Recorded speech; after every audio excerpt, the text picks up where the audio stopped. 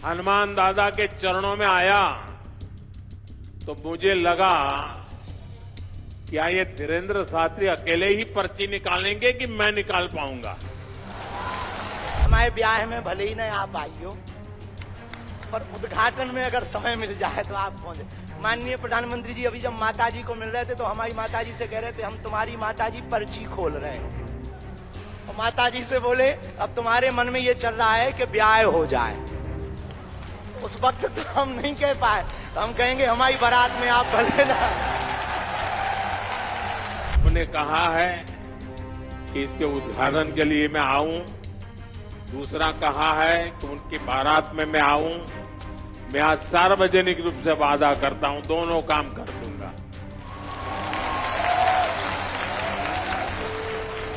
में होती है, मेरी दीदी मां यहां बैठी है, अनाथ बालिकाओं के लिए जिस प्रकार से समर्पण भाव से वो सेवा करती है,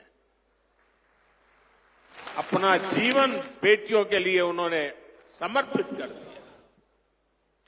साथियों, यहीं पास में हमारे बुंदेलखंड का चित्रकूट, प्रभु राम से जुड़ा ये पवित्र तीर्थ खुद दिव्यांगों और मरीजों की सेवा का कितना बड़ा केंद्र है।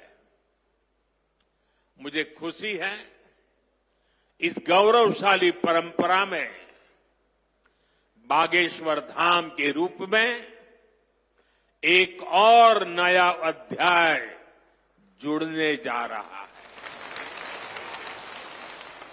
अब बागेश्वर धाम में आरोग्य का आशीर्वाद भी मिलेगा। मुझे बताया गया है यहां 2 दिन बाद महाशिवरात्रि के दिन 251 बेटियों के सामूहिक विवाह महोत्सव का भी आयोजन होगा। मैं इस पुण्य कार्य के लिए भी बागेश्वर धाम की सराहना करता हूं। मैं सभी नवविवाहिता दंपतियों को, मेरी बेटियों को सुंदर और सुखी जीवन के लिए अग्रिम बधाई देता हूं, हृदय से आशीर्वाद देता हूं।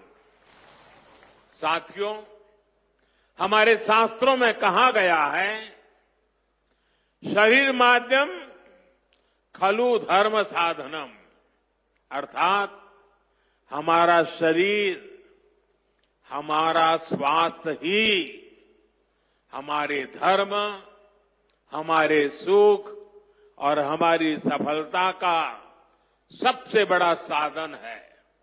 इसलिए जब देश ने मुझे सेवा का अवसर दिया तो मैंने सबका साथ सबका विकास के मंत्र को सरकार का संकल्प बनाया और सबका साथ सबका विकास के इस संकल्प का भी एक बड़ा आधार है सबका इलाज, सबको आरोग्य।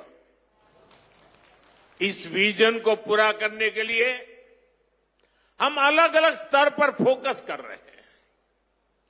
हमारा फोकस है बीमारी से बचाव पर।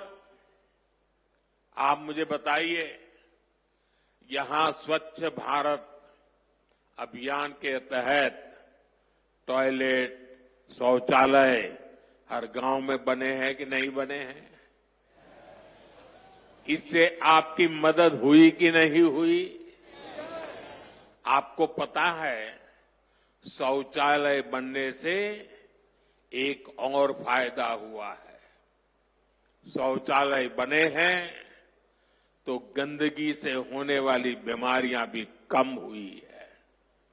एक स्टडी कहती है जिन घरों में शौचालय बने हैं वहां हजारों रुपये बीमारी पर खर्च होने से बचे हैं।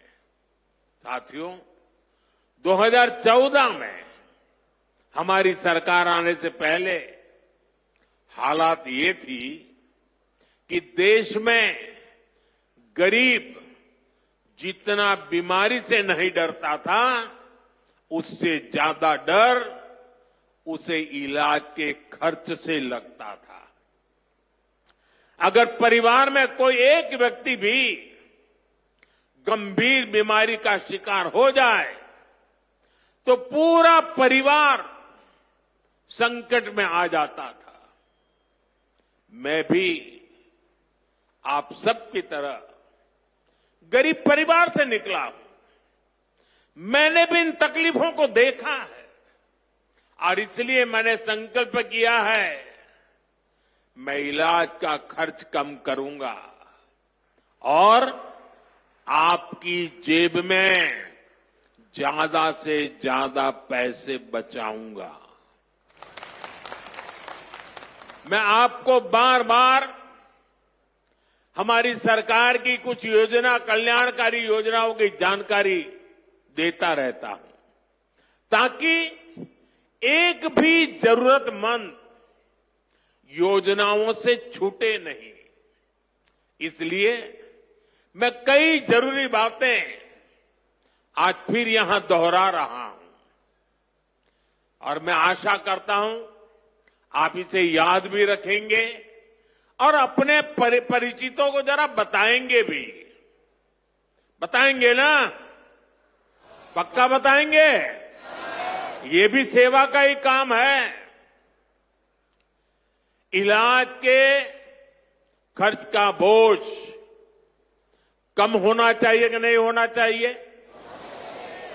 इसलिए मैंने हर गरीब के मुफ्त इलाज की व्यवस्था कर दी है।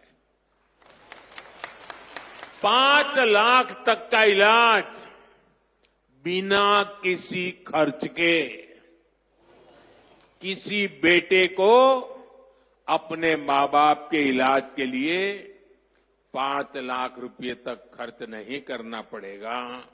ये दिल्ली में आपका जो बेटा बैठा है ना, वो काम वो करेगा। लेकिन इसके लिए आपको आयुष्मान कार्ड बनवाना है। मुझे आशा है कि यहां बहुत सारे लोग होंगे जिनका आयुष्मान कार्ड जरूर बना होगा। जिनका नहीं बना है वो भी जल्दी से बनवा ले। और मैं मुख्यमंत्री जी को भी कहूंगा कि इस काम को, इस क्षेत्र में अगर कोई छूट गए हो तो तेजी से इसको आगे बढ़ाया जाए। साथियों, एक और बात आज आपको याद रखनी है।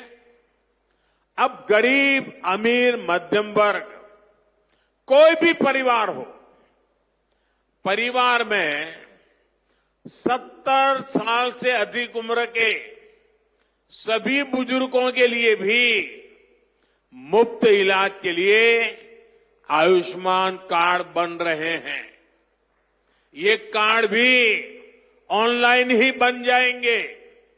इसके लिए कहीं किसी को कोई पैसा देना नहीं है और अगर कोई पैसे मांगता है तो सीधे मुझे चिट्ठी लिखना, बाकी काम मैं कर लूंगा।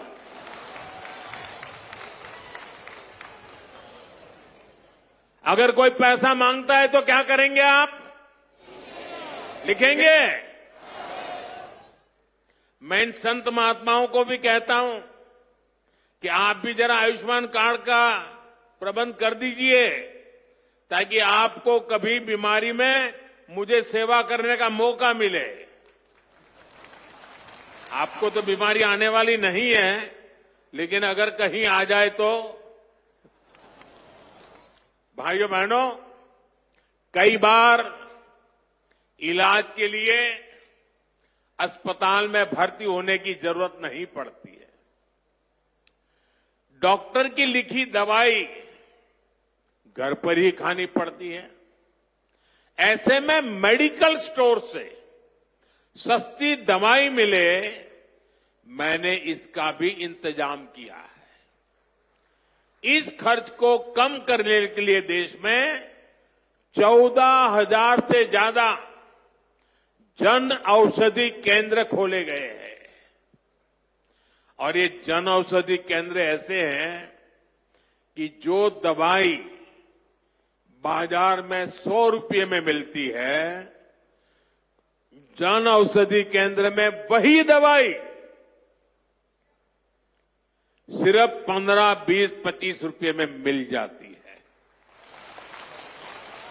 अब आपका पैसा बचेगा कि नहीं बचेगा?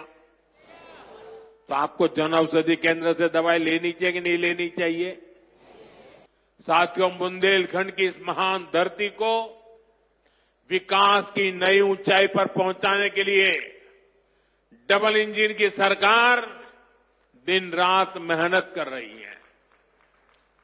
मैं बागेश्वर धाम में कामना करता हूं, बुंदेलखंड समृद्धि और विकास की राह पर इसी तरह आगे बढ़ता रहे। और आज मैं हनुमान दादा के चरणों में आया तो मुझे लगा कि ये धीरेन्द्र शास्त्री अकेले ही पर्ची निकालेंगे कि मैं निकाल पाऊंगा। तो मैंने देखा कि आज हनुमान दादा की मुझ पे कृपा होती है कि नहीं होती है। तो हनुमान दादा जी ने मुझे आशीर्वाद दिया और मैंने आज पहली पर्ची निकाली, उनकी माताजी की पर्ची निकाली, और जिसकी बात शास्त्री जी ने बता दी आपको। खैर साथियों, ये बहुत बड़ा अवसर है, बहुत बड़ा काम है। संकल्प बड़ा हो, संतों के आशीर्वाद हो, प्रभु की कृपा हो, तो समय सीमा में सब पूर्ण होता है। और आपने कहा है कि इसके उद्घाटन के लिए मैं आऊं, दूसरा कहा है कि उनकी बारात में मैं आऊं। मैं आज सार्वजनिक रूप से वादा करता हूं, दोनों काम कर दूंगा।